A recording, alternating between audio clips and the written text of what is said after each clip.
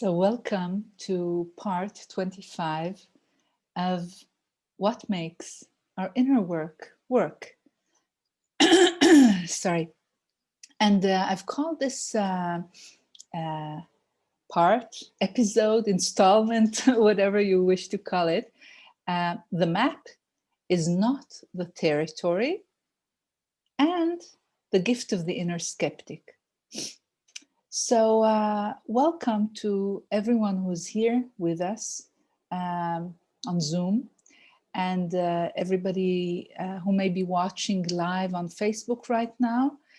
And as usual, I'd like to say hello to everybody who may be watching this in the future, either on Facebook, YouTube, or any other place. So actually, in a way, we are creating a moment of togetherness that in some way perhaps bridges the past, the future, and the present, and all places. So we're in a kind of non-local place where we can all meet, whether we are watching together at the same linear time or not, and whether we are wherever we are in the world.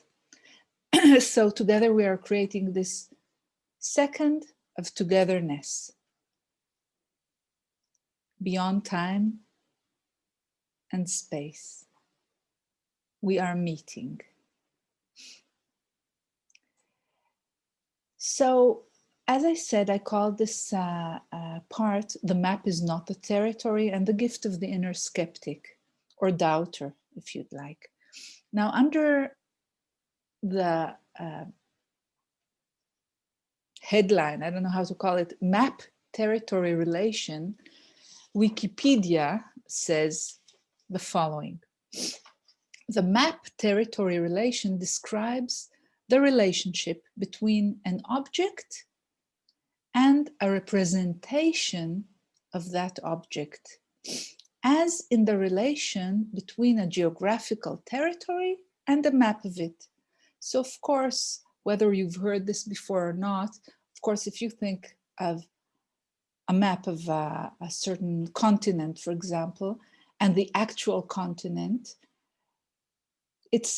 there is some relationship, presumably, between the two, hopefully, if we're using the map, but it's not the same thing. Walking on a map is not like walking in a valley in Europe somewhere, for example. And I continue from Wikipedia.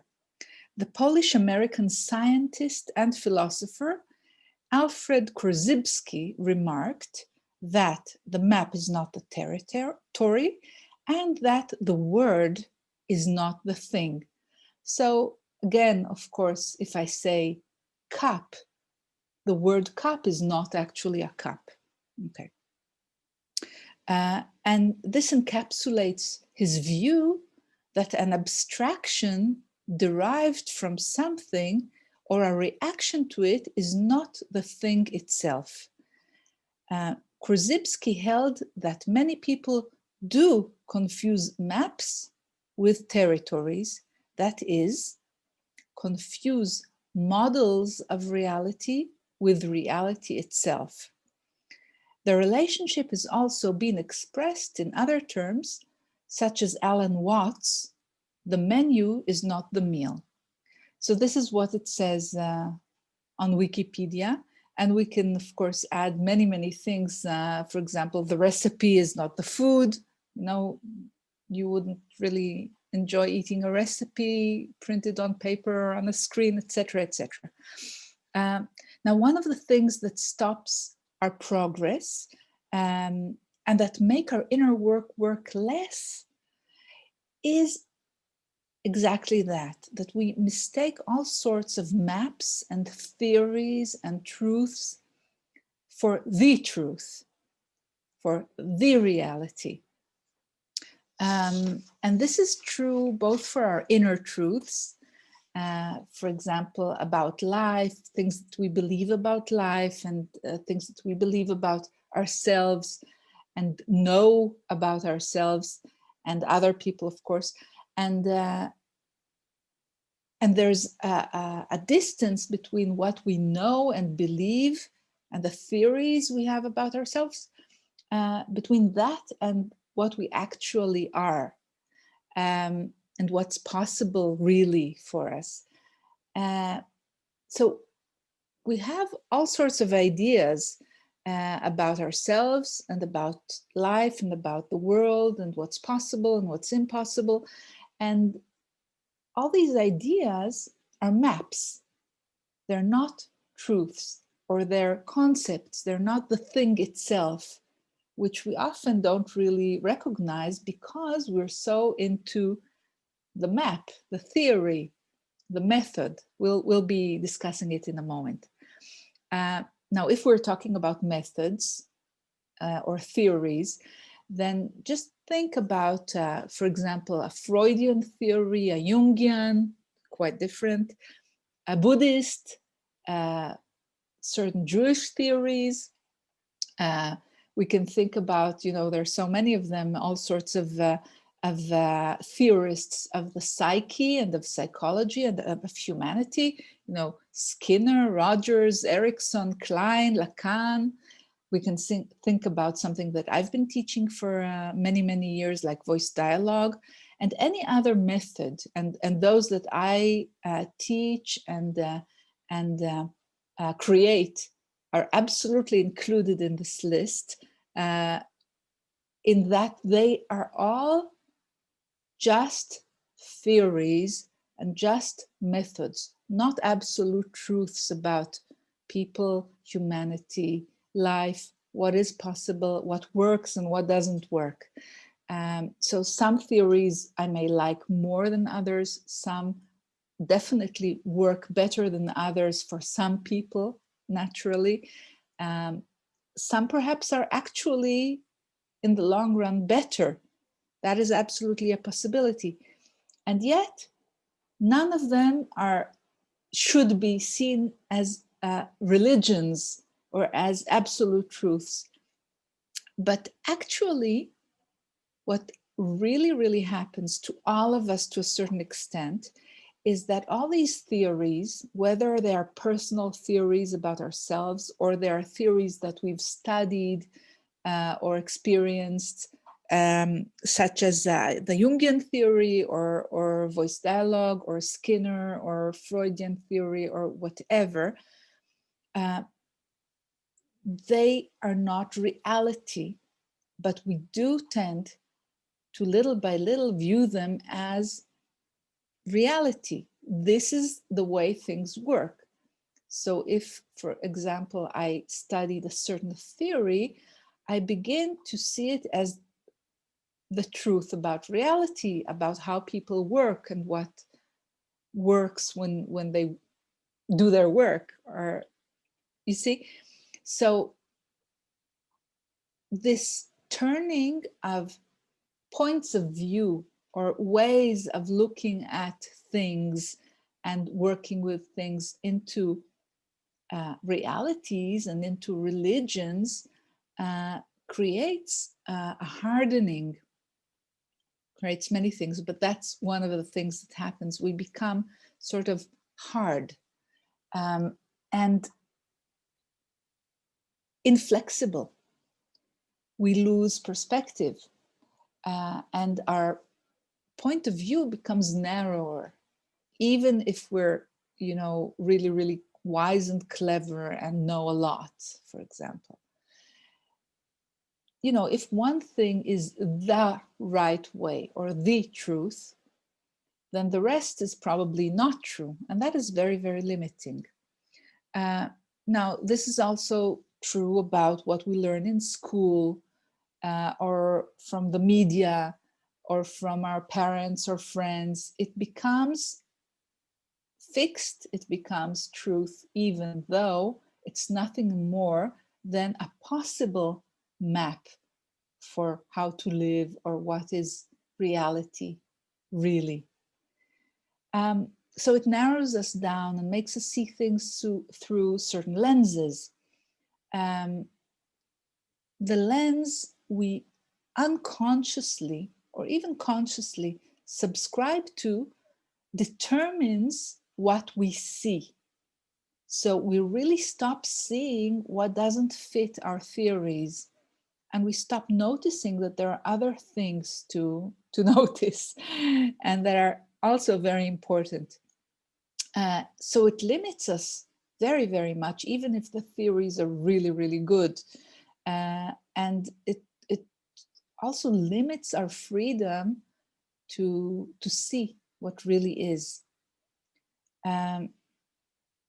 It's as if we're more and more looking at flat maps and not at the land itself.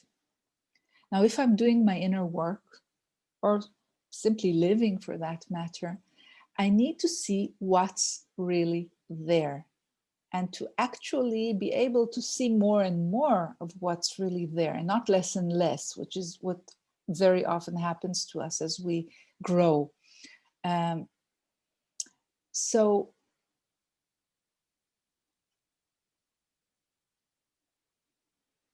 I need to see more and more of what is out there. I need to see more and more of what works. I need to see more and more of myself in order to work with myself.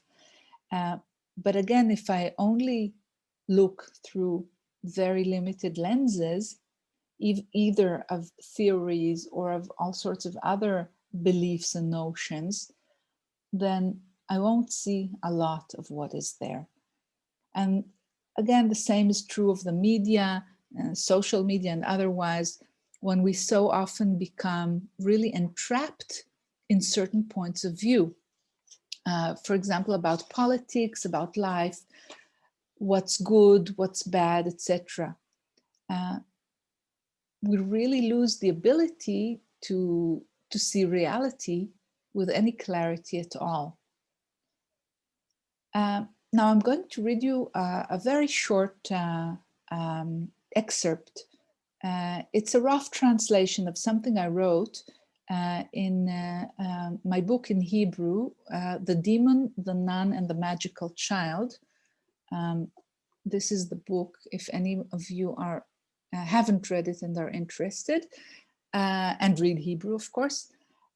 This book was came out in 2006, and I think this part really gives a good idea of what we're talking about. So page 18, Theories, Methods, and the Great Doubt. Before we begin talking about the work with inner parts, I'm talking about voice dialogue, because this book I wrote is really a book about the method that's called voice dialogue. So before we begin talking about the work with inner parts, it may be wise to remember the dangers of theories of all kinds, including the theory this book describes. Like any other theory, working with inner parts or selves is not supposed to be a final goal in itself and does not describe an absolute truth. It offers a point of view whose main advantage is in its ability to help human beings live healthier, richer, satisfying, and better lives. We can go even further and suggest that the value of any theory or method grows as much as it allows us to reach beyond it. So I'm pausing here in reading to you. I really believe that, for example, voice dialogue, which is really a magnificent way of working, as far as I'm concerned, with ourselves, because it really, really works well. It's not about voice dialogue becoming a religion, for us. Because at some point, if you do enough voice dialogue, you may begin to open to things that are beyond voice dialogue, there are, you know, other methods, or that voice dialogue is not a good enough description of. Okay, and one of the nice things about this method, I think, is that it is, you know, it's very open to other methods. So I'll continue reading. We can go even further and suggest that the value of any theory or method grows as much as it allows us to reach beyond it. That is, it serves us and not the other way around. It does not limit our view, but is a gate that doesn't stop our development, but supports it. Even if this development causes us to abandon the very method that brought us this far. Okay, so even if somebody works for 20 years with voice dialogue and gains a lot, but something in his own inner work tells him to seek a different way to continue the work, then wow, that's fine. That's absolutely good. We're not going to stick with anything just because we got used to it or because it's a great method or whatever. Okay. So I continue reading. Working with inner selves or inner parts has a great potential in keeping us from being attached to theories, because a great doubt is enfolded within it. Whoever delves deep into it cannot but see that for every absolute truth we hang on to, we can find a different inner part that will say the exact opposite and with the same conviction. So really, voice dialogue for me was one of the great teachers in not subscribing too stiffly to anything.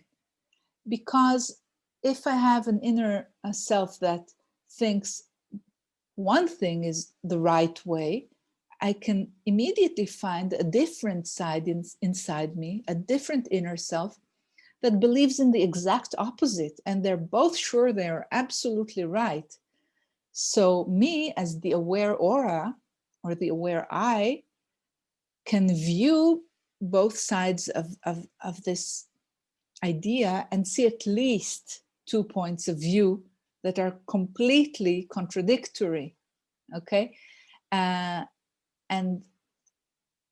then you begin to doubt all those great and stiff and absolute truths, theories, methods, and maps.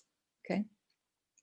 So what I'm really saying is that for our inner work to work, we need a certain amount of the ability to doubt theories about ourselves, for example, even those that are most ingrained in us, and even the theories that actually make us see reality in a certain way. This is something we may discuss in more depth at some other point. But, you know, we have a kind of consensus on how we experience reality, you know, that a certain thing is a certain color, or that things work in a certain way, you know, and what is the power of this consensual belief system that we all agree to on the way we perceive reality? And is that in fact reality? Because let's remember, for example, that we all know, for example, that a bee and a dog and us do not experience reality, do not see reality in the same way. You know, one, as far as I know, you know, a dog, for example, I'm told, forgive me if I'm not correct about it, sees reality, the same reality that I see in color, a dog sees in black and white. or perhaps not a dog, a person who has some kind of deficiency in seeing color. You know, if he didn't know that other people saw reality in full color, would think that reality was a different thing.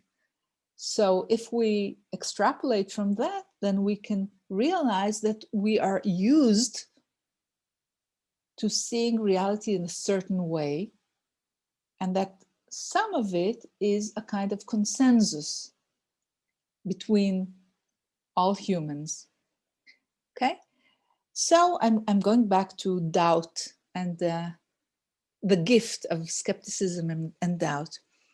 So we really need doubt, and doubt can really help our inner work.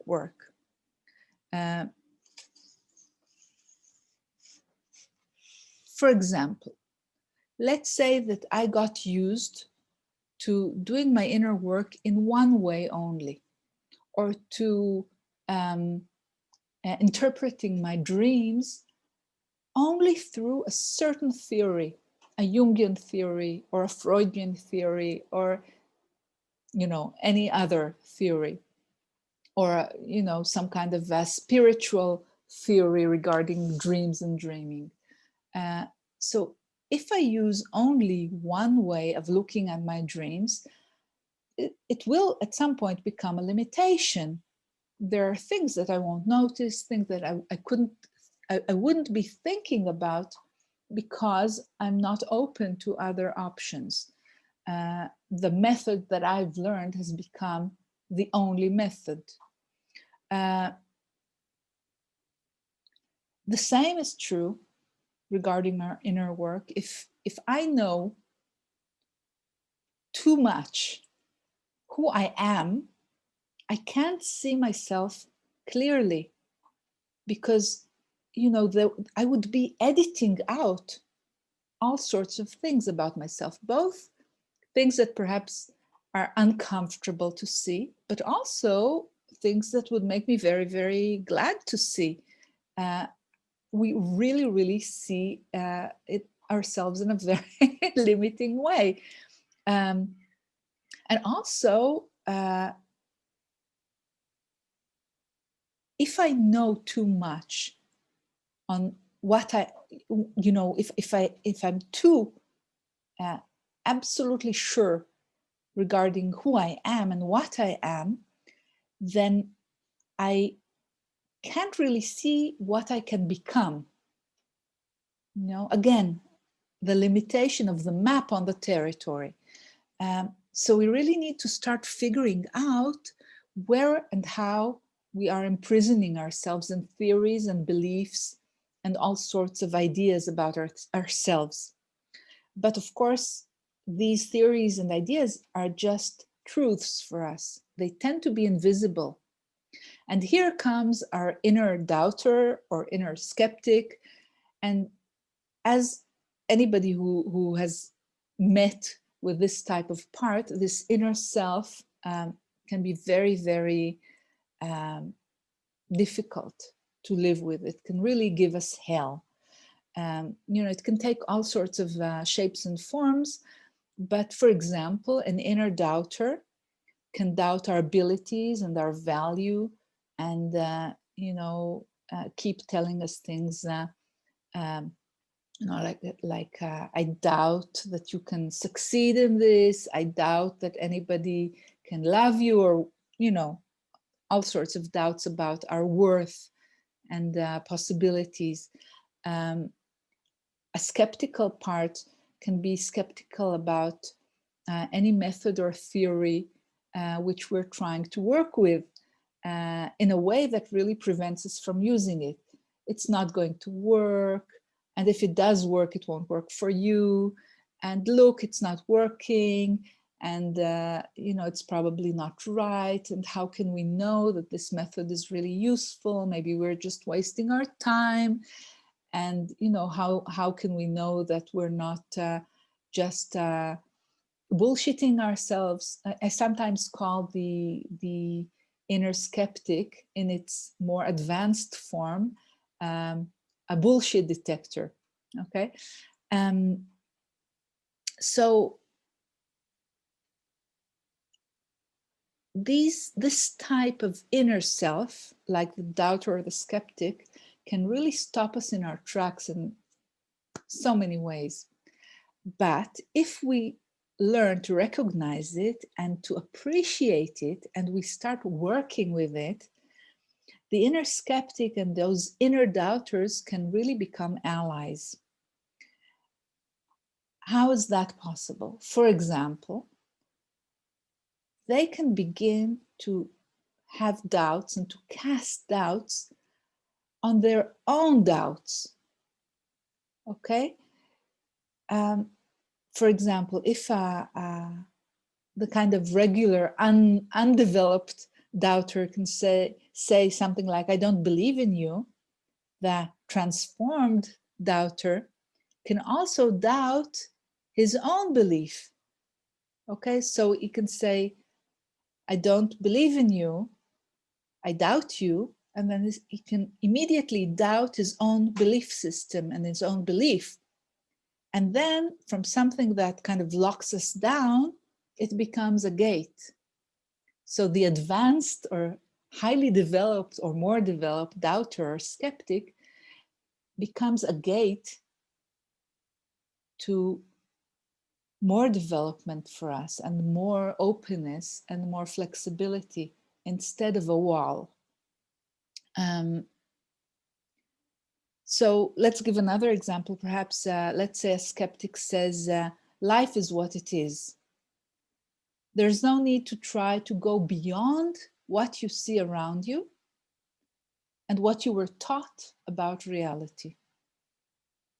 So this is kind of, again, the regular skeptic when it's not very much developed in us. But the friend skeptic, the skeptic that has become an ally, will also turn the skepticism inwards and say, but is that really so? Maybe, maybe not. We could try, okay? So our models and theories regarding ourselves and life and reality and what is and isn't possible for us are nothing but models from my point of view. And we should do our best to make use of them and not be their blind followers and servants. And when we do our inner work with this in mind, we question ourselves and our beliefs and the parts that run our lives and that we identify with. But we do that not in a harmful way, but in a caring way and with commitment to ourselves and to our development. So what I'm talking about has nothing to do with throwing all theories about people, psychology, and transformation to the trash or anything like that. That would be a shame because a lot of them give us important points of view and methods and all sorts of useful stuff. So it's not about throwing all that we believe about ourselves away either. It's really mainly about wisely questioning, calmly qualifying our strongest beliefs and gently asking, is this really so? Could the exact opposite also have value? Am I absolutely sure that this is what reality is? Could I be more than I know? Is this the only way to be doing my inner work? And even so, who am I? Who am I really? What more is possible for me and for others? And all this brings us back to the vitality and fertility of not knowing. And not knowing again and again and again. And from this wonderful womb of not knowing, this wonderful fertile womb, I would say, of not knowing, come deeper and deeper understandings and knowingness. And then perhaps some more gentle, wise doubt, which also brings us to even deeper knowingness. So what I'm trying to picture here for all of us is the ability to use doubt and skepticism in a very caring way towards ourselves, to make it an ally instead of an enemy, to create a relationship with it. And then we become able to be more and more in this kind of really fertile, not knowing, fertile emptiness, even nothingness, like a womb from which more and more knowing can arise, because we doubt ourselves gently so that something can open up again and again for us. So this is it for today. If anybody has a quick question, you're welcome to very quickly give me a sign so that I don't close the show before you manage to say something or type something in the chat. If I don't see any hands raised or anything else, then we will call it a day in a second. I really, really hope this has been useful. This too is only a point of view. It's not the absolute truth about anything. But I hope it is a useful point of view. And I'll see you again, I hope, next week. I'll let you know. And thank you very, very much. Bye-bye to you all. Thank you.